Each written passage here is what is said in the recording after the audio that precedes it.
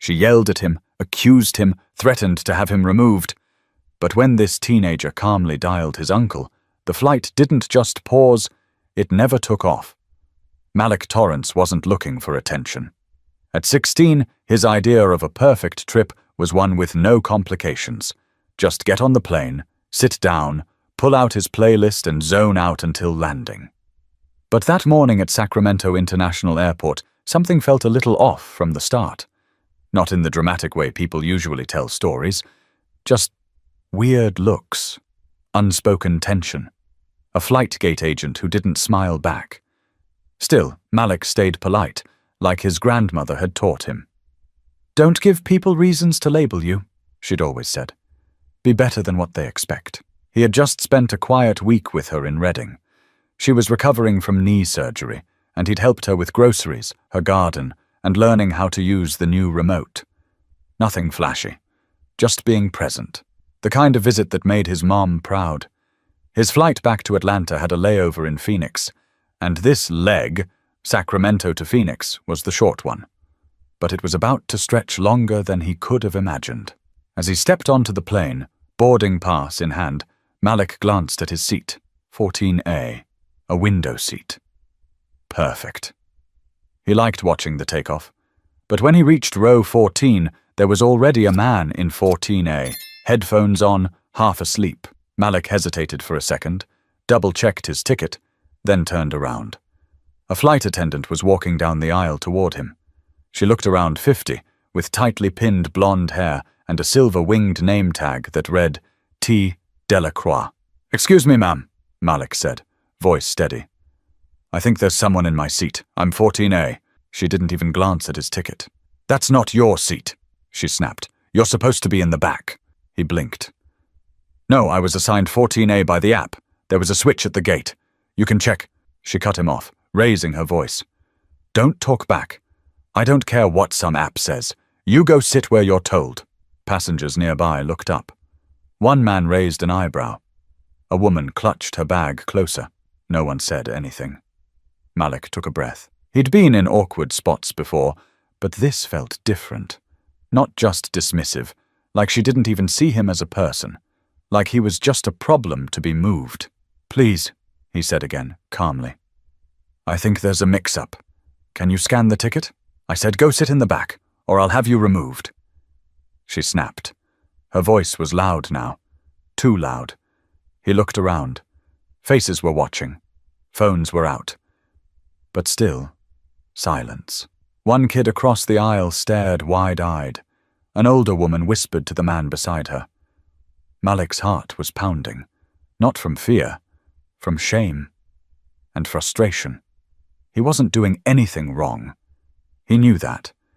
But why did it suddenly feel like he had to defend his right to even be there? He pulled out his phone, opened the airline app, and held it up. "It says 14A, he said, showing her the screen. Delacroix didn't look. She crossed her arms and stepped closer. "Are you refusing to comply with a crew member's instruction? Because that's a federal offense." That's when something clicked inside Malik. Not anger, just resolve. He reached into his backpack, pulled out his phone again, and dialed. "Uncle X," he said when the call picked up. "I need you." But the second that call connected, the entire tone of the flight started to shift. "Tell me everything," Xavier Torrance said through the phone, his voice direct, calm, and already in motion. Malik didn't have to say much. Just the basics. "She's yelling. Told me to sit in the back. Won't check my boarding pass. People are watching. I didn't raise my voice once." From the row behind him, someone muttered, "Just let the kid sit down already." Malik stayed standing, phone in one hand, boarding pass in the other. Flight attendant T. Delacroix took a step forward like she was preparing for a showdown. "Is that a phone call?" she asked sharply. Malik nodded. "You're not allowed to use your phone during boarding. Hang up." He didn't even flinch. "I'm speaking with my attorney." That stopped her for a second. Only a second. "Who's your attorney?" she asked, her tone thick with doubt, like she was trying to catch him bluffing. Xavier spoke up through the speaker. "Xavier Torrance, Civil Rights Division. You might want to pause before you escalate this any further." Delacroix's eyes narrowed, but she didn't respond directly. Instead, she turned toward the front of the plane. "Captain, I need someone removed from 14A. Passenger is non-compliant and refusing to follow orders." A low murmur rolled through the cabin. Malik heard it. Everyone heard it. Someone near the window leaned forward. "Wait! He's not even in the seat yet!" Another voice. "This isn't right. He's just standing there." A woman across the aisle finally spoke louder. "I saw it! He asked her calmly. She jumped on him." Delacroix spun around. "Ma'am, please stay out of this." "No," the woman replied. "Not this time." Malik turned slightly, holding the phone closer to his mouth. "Uncle X, people are starting to talk now. Someone's recording." "Good," Xavier said. "Tell them to keep recording. I'm contacting the airline right now. What's the flight number?" Malik read it from the placard above the seat row. "BAE 43112 to Phoenix." "Got it. Stay calm. Say nothing else to her. You've done enough." Delacroix was now talking into her own walkie, eyes darting between Malik and the front of the plane. Her voice was lower, but she glanced at Malik every few seconds like he was a ticking clock she couldn't control. And all the while, Malik stood there, not yelling, not angry, just waiting to be treated like a person. A male flight attendant approached cautiously. Older, salt and pepper hair, badge reading G. Norell. He didn't carry the same aggression. If anything, he looked uncomfortable. "Son," he said quietly, "can I see your boarding pass?" Malik handed it to him wordlessly. Norell scanned it, then looked at the screen on his device. His eyebrows jumped slightly, but he said nothing for a few seconds. Then, "You're in the right seat. There was a reassignment at the gate." Delacroix had heard it too. She moved quickly. "That can't be right. He said 14A, but the manifest still has a different name." "No," Norell interrupted, still reading. "His name is there now. It was a last-minute change. It's in the system." The silence that followed was heavier than all the muttering before it. Malik didn't say anything. He didn't smile. He didn't even look satisfied. He just stepped to the side, sat down in 14A, and kept his phone in his lap. Delacroix turned and marched toward the galley. A few passengers leaned into the aisle to catch the moment. Someone whispered, "She's going to regret that." Malik's heart was still beating fast, but he forced himself to breathe slower. He texted his uncle. "They see it now." Xavier texted back, "Good. Let me handle the rest." But even as Malik settled into his seat, the wheels were already turning behind the scenes. And this flight wasn't going anywhere just yet. Back in his office in Oakland, Xavier Torrance was already standing, pacing, Bluetooth in one ear, laptop open. His assistant, Dominique, was pulling up flight data, company contacts, legal language. Xavier didn't waste time. He never had. He'd spent years building a reputation that made institutions flinch when they heard his name. Civil rights wasn't just his field. It was personal. And this? A 16-year-old boy, his nephew, targeted before takeoff? This wasn't going to slide.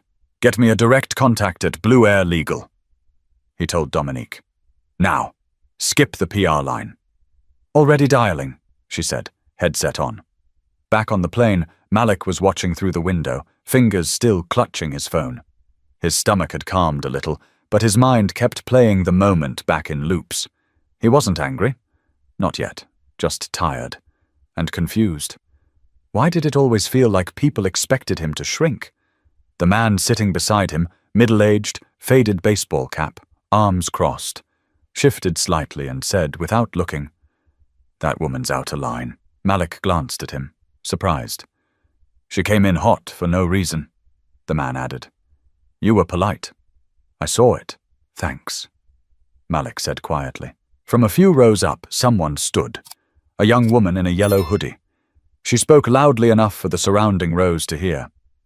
"Hey, if anyone else saw what just happened, start saving your recordings. Don't delete them. The truth matters." Several phones lifted higher. Voices murmured in agreement. Up front, Delacroix was still on the intercom phone. Her tone had shifted. Lower, unsure. The pilot had been informed of a disruption, and she'd said the words non-compliant passenger more than once. But she was no longer in control of the story. The cabin had seen too much. Meanwhile, Xavier had Blue Air's legal department on the line. A junior counsel answered, sounding mildly disinterested until Xavier said his full name. That changed the tone. "This is about a passenger on BAE 4312, currently taxiing out of Sacramento," Xavier said. "My client, my nephew, Malik Torrance, was just publicly confronted, mischaracterized, and humiliated by one of your crew members, T. Delacroix. I have multiple witnesses, live recordings, and passenger confirmations. Your employee refused to verify his boarding information, attempted to relocate him without cause, and threatened federal charges." The line went quiet for a moment. Then, I'm not fully briefed on this." "No, you're not," Xavier replied. "But you will be. Because if that plane takes off with her on it, and no official intervention, your airline will be looking at a civil action before landing gear even hits the ground." The silence stretched again. "I'll notify the captain," the lawyer said, his voice clipped now. "Please hold." Back on the plane, something was clearly happening. The captain's voice came over the intercom. Calm, professional. "Ladies and gentlemen, we've been advised of an issue that requires attention before departure. We'll be returning to the gate shortly. Please remain seated." A collective ripple moved through the cabin. People exchanged looks. Some were surprised. Others nodded knowingly. Malik leaned back, watching as the plane slowly pivoted away from the runway. Across the aisle, a flight attendant, not Delacroix, came to him. Younger, brown-skinned, visibly nervous. She knelt beside his row, lowered her voice. "I just want to say, I saw what happened, and I'm sorry. That shouldn't have happened to you." Malik gave a tiny nod. "Thanks." She hesitated, then added, "You handled it better than most adults would have." Malik didn't respond. He was still processing, still trying to balance between staying composed and just wanting to cry. Not from weakness, from being done with moments like this. The plane was almost back at the gate when Xavier's call buzzed through again. "She's being pulled," he said flatly. "They're not letting her fly. They know they messed up. Sit tight." But while Malik had stayed calm, the flight crew was now scrambling. And what came next would turn this delay into national headlines. As the plane rolled to a stop at the gate, the cabin lights brightened. No one was getting up yet, but the energy had shifted. You could feel it. The way passengers whispered with more purpose now, the steady hum of curiosity turning into something sharper. The door opened. 2 airport security agents stepped on board, followed closely by a Blue Air supervisor in a navy blazer. Her face was tight with urgency, eyes scanning the rows before landing on Malik. Then Delacroix. "Miss Delacroix," the supervisor said, voice clipped. "We need to speak with you at the front of the cabin." Delacroix tried to keep her expression neutral, but her mouth twitched as she stood and followed them up the aisle. As she passed Malik's row, she didn't look at him. Not once. From behind Malik, the woman in the yellow hoodie muttered, "About time." Passengers watched in silence. Some filmed, others just observed. Phones ready but not raised, waiting to see what happened next. It didn't take long. 10 minutes later, the supervisor returned, alone this time. She walked directly to Malik. "Mr. Torrance," she began, kneeling so she wasn't standing over him. "We sincerely apologize for what happened. I want you to know the flight attendant involved will not be continuing this trip. You have done nothing wrong."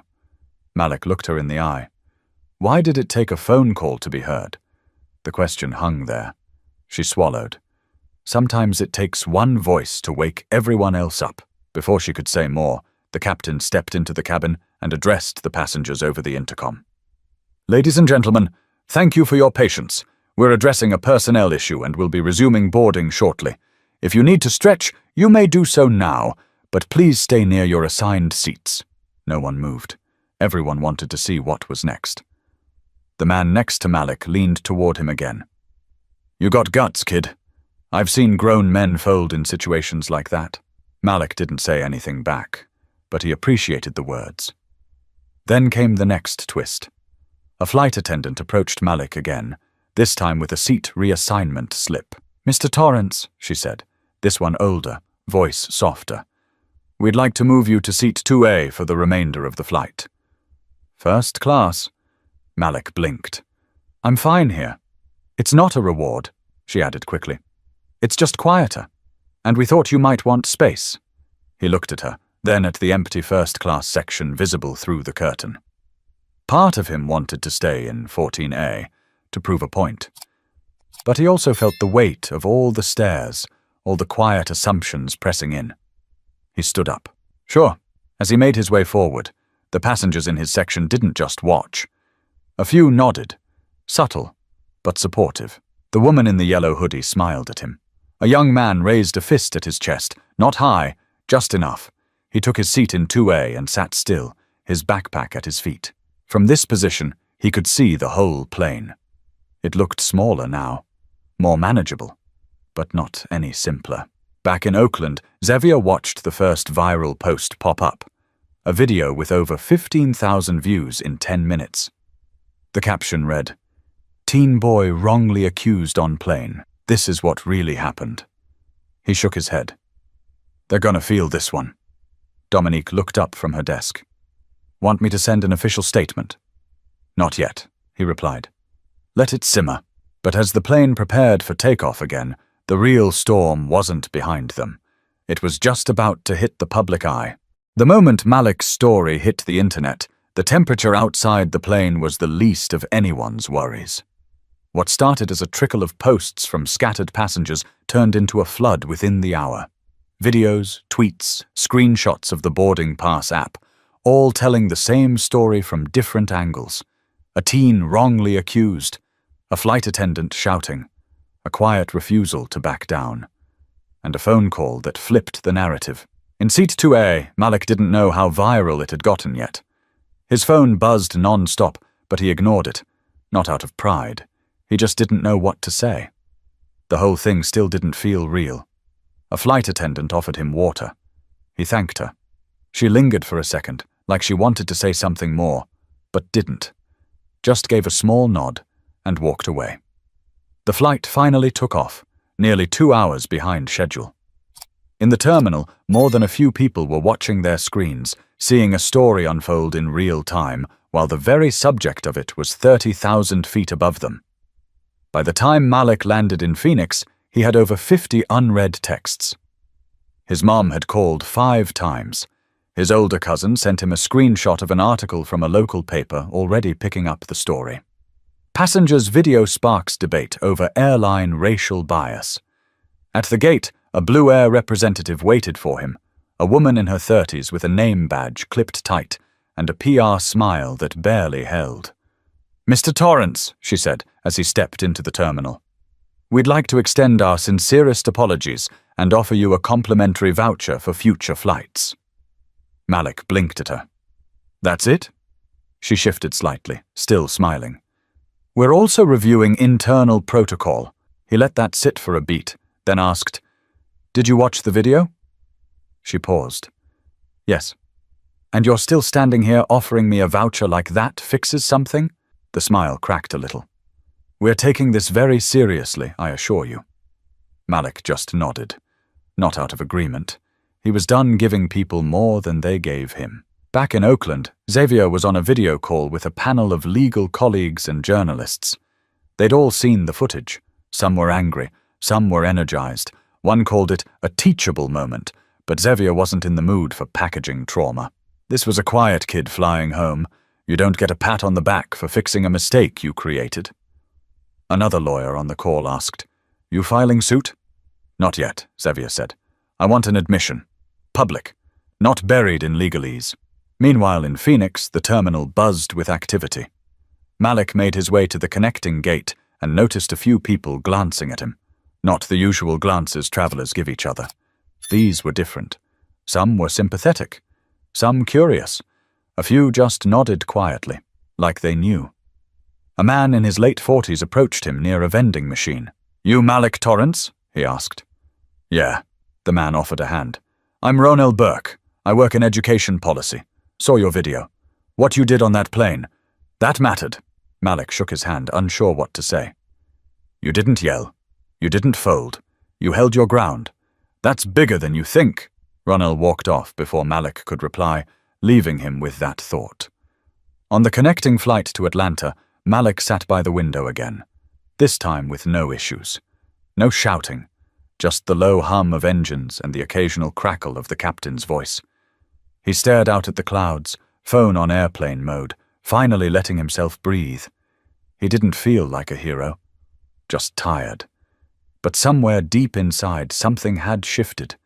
Not in the world, maybe, but in him. But while Malik tried to slip back into normal life, the world outside was only getting louder, and the headlines were just catching up. By the time Malik landed in Atlanta, his name was everywhere. News alerts, talk shows, hashtags. His story had moved beyond travel blogs and local papers. National outlets picked it up, each one spinning the footage in their own way. Some called it a case of procedural failure. Others went further, calling it what it was: racial bias in real time. His mom, Trina, met him at the airport. She didn't say anything at first, just hugged him long and hard, right there by the baggage claim, cameras be damned. You okay? She finally asked. I'm good, Malik answered. Not great, but good. Enough to keep going. They drove home in silence. Not the awkward kind. Just the kind where neither of them wanted to fill the space with words that wouldn't fix anything. When they pulled into the driveway, his mom cut the engine but didn't move. Your uncle called. He said you handled it better than some lawyers he's worked with. Malik gave a faint smile. He told me not to say anything after I called him. So I just didn't. Trina looked at him carefully. That's not easy, being still when someone's coming for you like that. I didn't want to give her a reason. Malik said. No, baby, she replied. You gave her a chance. She just showed everyone who she already was. Inside the house, Malik found his little sister had made him a "Welcome back" sign out of construction paper. She didn't really understand what had happened, just that something was different. His phone wouldn't stop buzzing. Messages from old friends, classmates, teachers, even a few people he hadn't talked to in years suddenly reaching out like they'd always been close. He turned it off and set it face down. At school the next week, things felt strange. Everyone looked at him a second too long. Some gave him high fives, others asked if he was that kid from the plane. One teacher awkwardly pulled him aside. If you ever want to talk about what happened, my door's open. But Malik didn't want to be a symbol. He didn't ask for that. He just wanted to sit down somewhere without someone doubting he belonged. Back in Oakland, Xavier declined every interview. He didn't need airtime. He wanted accountability. Blue Air released a statement, polished, corporate, and full of strategic language. They called it a miscommunication, promised to review internal conduct protocols, and thanked Malik Torrance for his grace and cooperation. No apology, no name, no ownership. Xavier wrote a response himself and published it through a legal journal. What happened to my nephew was not a miscommunication. It was a clear reflection of who gets the benefit of the doubt and who doesn't.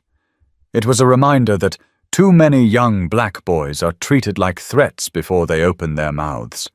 My nephew was calm, polite, patient. That didn't protect him. What protected him was a phone call, and that should disturb every single person reading this. The piece went viral in less than 24 hours. Blue Air's stock dipped the next morning. Meanwhile, Malik tried to live normally, but people didn't let him. He was now the kid from the plane, whether he wanted to be or not. Still, something stuck with him, something he hadn't expected. The support. Not just from friends and family, but strangers. People from other states. Other kids his age. Adults who saw their own stories in his silence.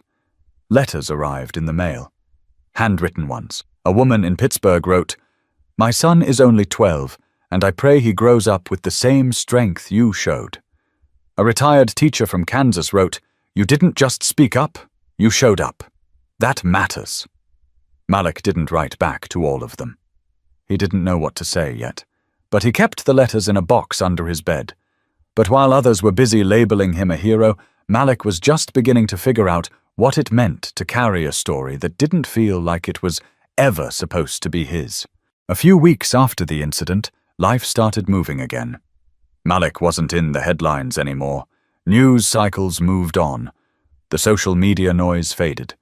But the story stayed with people, the ones who really saw it for what it was. At school, Malik had learned to walk through the hallways without reacting to whispers. He focused on his classes, kept showing up, kept doing the work. His GPA hadn't slipped, even though the pressure had nearly broken his focus more than once. What surprised him most were the quiet conversations, not the performative ones, the real ones. One day in history class, a kid he barely knew tapped him on the shoulder after everyone else had left. "I was on a flight last weekend," he said. "Guy behind me started yelling about his seat, and the flight attendant didn't say a word, just smiled and helped him." Malik didn't say anything. "I thought about you the whole time," the kid added. Another time, a janitor, Mr. Daniels, who'd worked at the school for years, caught Malik by the vending machines. "You made me proud, young man. Most people don't stay calm when the fire's right in their face." Malik looked up. "It didn't feel like calm. It felt like holding my breath." Mr. Daniels nodded. "Still counts." Malik started writing again. Nothing big, just in a notebook. Journaling, getting thoughts out of his head so they wouldn't keep circling. Sometimes he wrote about that day. Sometimes he didn't. But it helped. Xavier checked in every week. "You want to go public with this again?" he'd ask. "We can push for policy, training, even settlements," but Malik kept saying no. At least for now. He didn't want to be used by people chasing clout. He didn't want to be packaged. He just wanted to live. Still, the weight of it didn't disappear. Being the kid who made the call came with something heavier than attention, expectation. People wanted him to speak, to lead, to carry. But he wasn't a movement. He was a teenager trying to graduate and maybe go to Howard, like his uncle. And yet, he couldn't ignore how things had changed. Not just for him, but for people who saw themselves in him.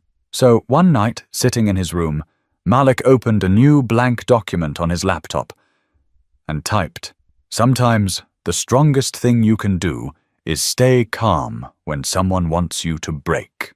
He didn't post it. He just saved it. For now.